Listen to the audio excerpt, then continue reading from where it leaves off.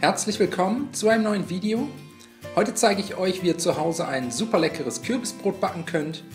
Dafür als erstes 400 Gramm Kürbisfruchtfleisch mit einem Messer grob in Stücke schneiden.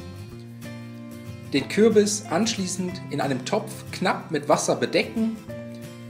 Das Wasser zum Kochen bringen und den Kürbis für 5 bis 6 Minuten bei mittlerer Hitze weich garen. Nach ca. 5 Minuten alles über einem Nudelsieb abgießen, den Kürbis kurz ausdampfen lassen und danach zurück in den Topf geben, mit einem Pürierstab zu einem Püree verarbeiten und anschließend etwas abkühlen lassen.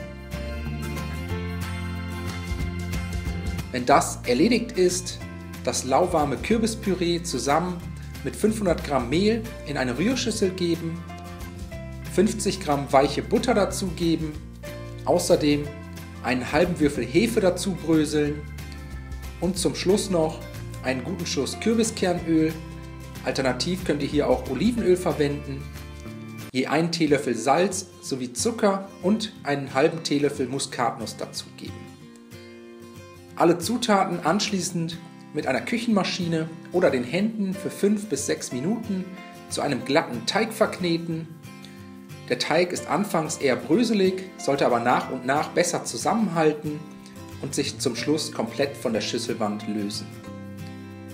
Den fertigen Teig jetzt mit den Händen zu einem runden oder ovalen Brotlaib formen, auf ein mit Backpapier ausgelegtes Backblech legen, dann mit etwas Mehl bestäuben und mit einem Küchentuch bedeckt für ca. 45 Minuten an einem warmen Ort ruhen lassen.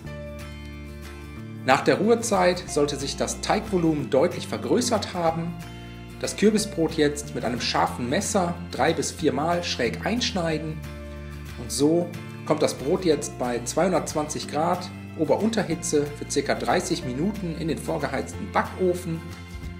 Sollte das Brot zu dunkel werden, einfach einen Bogen Backpapier drüber legen, dann aus dem Ofen holen und so sieht das Kürbisbrot dann aus. Das Brot vor dem Anschneiden am besten auf einem Gitter etwas abkühlen lassen und danach sofort servieren. Ich hoffe, euch hat das Video gefallen. Ich wünsche euch viel Spaß beim Nachbacken. Bis zum nächsten Mal.